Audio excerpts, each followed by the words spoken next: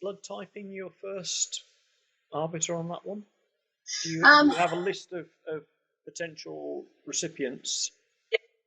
So if you've got an O negative, for example, you know that organ is going to be applicable to a number of potential patients to receive. Yeah, so absolutely right. Yeah, but so I think what we would always try and do is generally blood group match, right. and that's because there's reasons obviously with sort of antibodies and stuff, but even with the O's, and also actually I didn't realise, but if with the O groups, they can actually be, despite the fact that it's universal as it were, that people with an O group can be disadvantaged because the O's can go to anybody. Yeah. They're sharing their sort of pool, if it were. So there would be a match. Negative, the universal donor. Well, to be honest with you, I don't seem to be worried too much about positives and negatives. Actually, we don't seem to. We sort of say it, but nobody seems to worry too much about it. Okay. I am still learning, but no, nobody seems to worry too much about that. Okay. But yes, but also just as important would be we do some, depending on the organ and depending on the recipient, we'll do some age matching.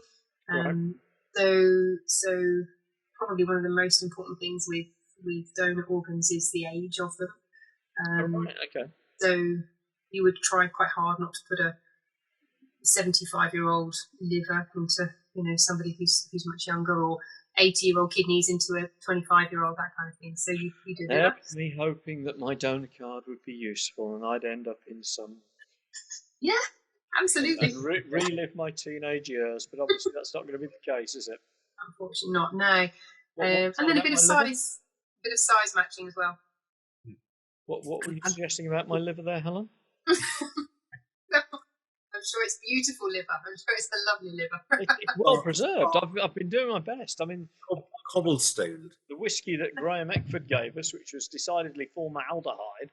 It was ether. Is that? Did he send that in the post to you? Yeah. I saw that little testing kits. Yeah. So I have to say the post's been a bit remiss. I haven't received your gift today. Oh. I got it. Oh, right. Did you not get yours? No.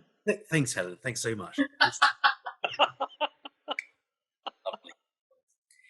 And the Fortnum hamper, I have to say, was just honestly that ham to die for.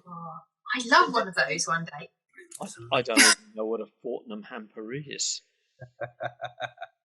It's too expensive for the likes of us, Mike. That's what it is. That's for sure, isn't it?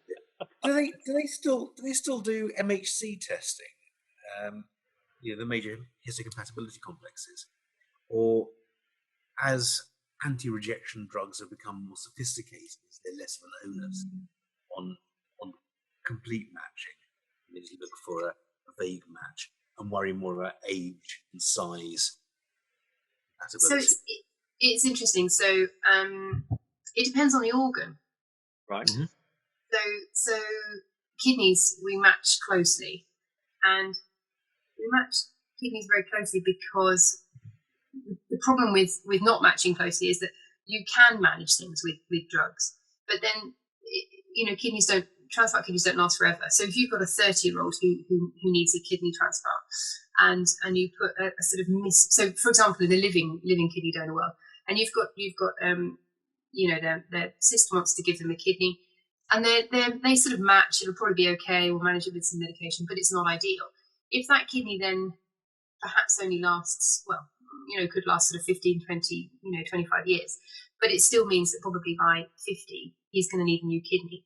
And if he's had, that time with a kidney that wasn't great and wasn't mismatched, then he's going to be much harder to retransplant. And actually with kidneys, it's quite common to retransplant. And so the better match you can get, particularly for the first transplant, the better. And then interestingly with livers, it's blood group. And we don't sort of run the matching, which baffled me.